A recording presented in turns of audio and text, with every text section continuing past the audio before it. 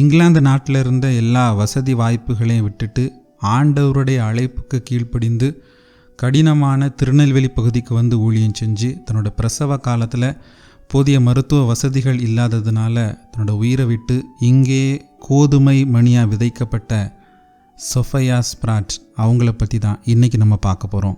இவங்க வாழ்க்கை வரலாற்றை வாசிக்கும்போது எனக்கு கண்களில் கண்ணீர் வந்துட்டு.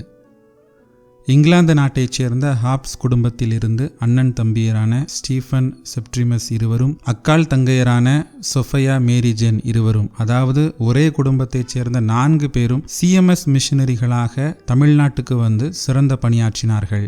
சொஃபையாவும் மேரி ஜேனும் வேறொரு அண்ணன் தம்பியரான ஜேம்ஸ் தாமஸ் என்ற ஸ்ப்ராட் சகோதரர்களான மிஷனரி குருமாரை திருமணம் செய்தனர். ஸ்டீஃபன் ஹாப்ஸ் 1839 ஆண்டு திருநெல்வேலிக்கு மிஷனரியாக வந்தார். இவருக்கு ஓராண்டு இளையவரான செப்ட்ரிமஸ் தன் தங்கை சொஃபையாவுடன் 1842 ஆண்டு திருநெல்வேலிக்கு வந்து சேர்ந்தார். செப்ட்ரிமஸின் அண்ணனான ஸ்டீஃபன் பாளையங்கோட்டை செமினரியில் தலைவராக இருந்தார். 1842 ஆண்டு அவர் நல்லூருக்கு மிஷனரியாக மாற்றப்படவே செப்ட்ரிமஸ் செமினரி தலைவரானார். சொஃபையாவும் தன் பெரிய அண்ணனுடன் நல்லூர் போனார். நல்லூரில் சொஃபையா பெண்கள் பள்ளியின் தலைவியாக அப்பள்ளியின் நிர்வாகத்தை மேற்கொண்டார். அந்நாட்களில் அப்பள்ளியில் கற்ற மாணவிகள் 25 பேர். அவர்களில் போர்டிங் பிள்ளைகள், அதாவது ஹாஸ்டலில் படித்த பிள்ளைகள் 22. அடுத்த வருஷம், அதாவது 1843 ஆண்டு இத்தொகை முறையே 30, 27 ஆயிற்று. தமிழ் பாடப்புத்தகம், வேத பாடம், தமிழ் முறை, ஆங்கில முறை, கணக்கு, புவியியல், வரலாறு, தமிழ் இலக்கணம், தையல், நூல் நூற்றல் ஆகியவை கற்றுக் கொடுக்கப்பட்டன. அக்காலத்தில் மிஷன் பள்ளிகளில் கற்பிக்க ஆசிரியைகள் கிடைப்பது மிகவும் அரிதான காரியம். பாளையங்கோட்டை பெண்கள் பள்ளி, அதாவது இன்றைய மேரி சார்ஜென்ட் பள்ளி, நல்லூர் பெண்கள் போர்டிங் பள்ளி, இவ்விரண்டிலும் 3-4 வருஷங்கள் படித்து முடித்த ஒரு சில உள்ளூர் பெண்கள்தான் இங்கொன்றும் அங்கொன்றுமாக அப்பணியில் இருந்தனர். ஆகையினால் பெண்கள் ஆசிரியர் பயிற்சி பள்ளி ஒன்று, அதாவது female normal training school, Tirunelveli சிஎம்எஸ்க்கு இன்றியமையாத தேவை என்று மிஷனரிமாரும் சென்னை சிஎம்எஸ் கமிட்டியும் தீர்மானித்தனர்.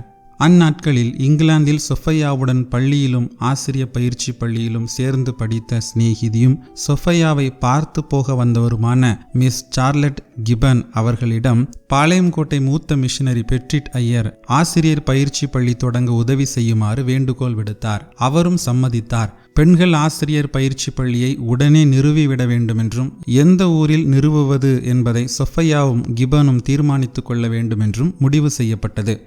பள்ளி நிறுவப்படுவதற்கான ஆயத்தங்களில் ஈடுபட்ட சிநேகிதிகள் இருவரும் அதற்கேற்ற இடத்தை தேடி அலைந்து இறுதியில் சாத்தான்குளத்துக்கு அருகில் இருந்த கடாட்சபுரம் என்ற கிராமத்தை தெரிந்தெடுத்தனர்.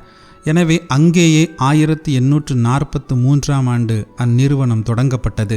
கிபன் தலைவியாகவும் சொஃபையா ஆசிரியையாகவும் அமர்ந்தனர். பள்ளி சிறப்பாக இயங்கி வந்தது. கடாட்சபுரத்தில் இப்பள்ளி நிறுவப்பட்ட அதே 1843 ஆண்டு ஜூன் மாதத்தில் மென்ஞானபுரம் மிஷனரி ஜான் தாமஸும் அவரது மனைவியும் அக்கிராமத்தில் எலியட் டக்ஸ்ஃபோர்டு பெண்கள் போர்டிங் பள்ளியை நிறுவினார்கள். அதுவும் சிறப்பாக நடந்து வந்தது. 1845 ஆண்டில் கிபனுக்கு உதவி ஆசிரியை கிடைத்து விட்டதாலும் மென்ஞானபுரத்தில் மேரி தாமஸ் அம்மையாருக்கு உதவி தேவைப்பட்டதாலும் சொஃபையா ஹாப்ஸ் அம்மாள் மென்ஞானபுரத்துக்கு மாற்றப்பட்டார். அங்கு தாமஸ் ஐயருக்கு உதவியாக ரெவரண்ட் ஜேம்ஸ் ஸ்ப்ராட் சில காலம் உபதேசியாராகவும் 1845 ஆண்டு முதல் உதவி குருவாகவும் பணியாற்றி வந்தார்.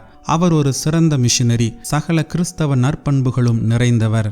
அவரை குறித்து மிஷனரி எட்வர்ட் சர்ஜென்ட் இப்படியாக சொல்லுகிறார்: மிஷனரிமாரில் மிகுந்த திறமையுள்ள சிலரில் ஒருவர்.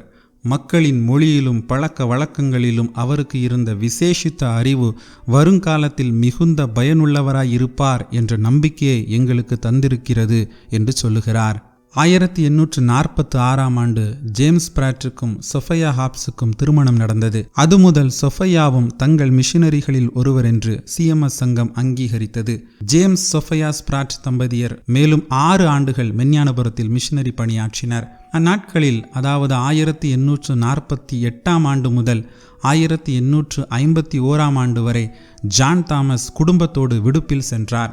அம்மூன்று ஆண்டுகளிலும் சொஃபையா ஸ்ப்ராட் அம்மாள் எலியட் டக்ஸ்ஃபோர்டு பள்ளியின் நிர்வாக பொறுப்பை ஏற்று சிறப்பாக நடத்தினார். தாமஸ் ஐயர் திரும்பி வந்த பின்பும் மெஞ்ஞானபுரத்திலேயே இருந்து பணியாற்றிய ஸ்பிராட் தம்பதியர் 1852 வருஷம் சுவிசேஷபுரத்துக்கு மாற்றப்பட்டனர். அங்கு சென்று சிறிது காலத்தில், அதாவது 1852 ஆண்டு ஏப்ரல் 20வது நாள், தன் தங்கை மேரி ஜேனுக்கும் தன் கணவரின் தம்பியும் பாளையங்கோட்டை பிற்பராண்டி பள்ளியில் ஆசிரியராயிருந்த தாமஸ் ஸ்பிராட்டுக்கும் திருமணத்தை சொஃபையா ஸ்பிராட் தன் பங்களாவிலேயே சிறப்பாக நடத்தி மகிழ்ந்தார். மிஷனரிமார் பலரும் தம்பதி சகிதமாய் வந்து திருமணத்தை சிறப்பித்தனர். அதன் பின்புதான் ஒரு மிக சோகமான சம்பவம் நடந்தது. 1853 வருஷம் சொஃபையா பிரசவத்துக்காக பாளையங்கோட்டைக்கு போனார். மருத்துவ வசதிகள் வெகு குறைவாயிருந்த காலம் அது. கடினமான பிரசவம்.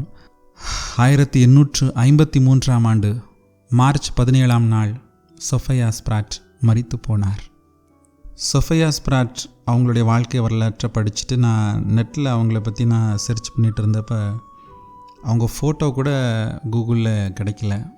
பாருங்கள், எவ்வளோ ஒரு தியாகமான ஊழியம். இங்கிலாந்துலேருந்து இங்கே வந்து கஷ்டமாக ஊழியம் செஞ்சு இடையிலே மறித்து போயிருக்கிறாங்க.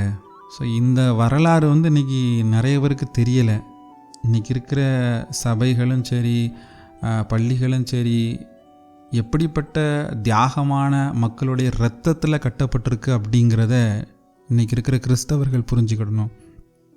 அது பாரம்பரிய கிறிஸ்தவர்களாக இருந்தாலும் சரி, இண்டிபெண்ட் கிறிஸ்டியன்ஸாக இருந்தாலும் சரி, இந்த வரலாறு எல்லாருக்கும் தெரிஞ்சிருக்கணும். ஸோ இந்த வரலாறை தெரிஞ்சுக்கிட்டு நம்மளும் அவங்க வாழ்க்கையை படித்து இன்ஸ்பயர் ஆகி நம்முடைய வாழ்க்கையை இப்படிப்பட்ட தேவை நிறைந்த இடத்துல போய் நம்ம வந்து நம்முடைய வாழ்க்கையை ஒப்பு கொடுத்து அந்த மக்களுக்காக நம்மையே ஊற்ற கோதுமை மணிகளாக தேவை நிறைந்த பகுதியில் ஊழியம் செய்ய ஆண்டவர் நம்மை அழைக்கிறார். இன்றைக்கி எப்போவுமே சொல்கிற ஒரு வசனம், பவுல் சொல்கிறாரு, கிறிஸ்துவனுடைய அன்பு எங்களை நெருக்கி ஏவுகிறது. ஆண்டவருடைய அன்பு உன்னை நெருக்கி ஏவவில்லையா?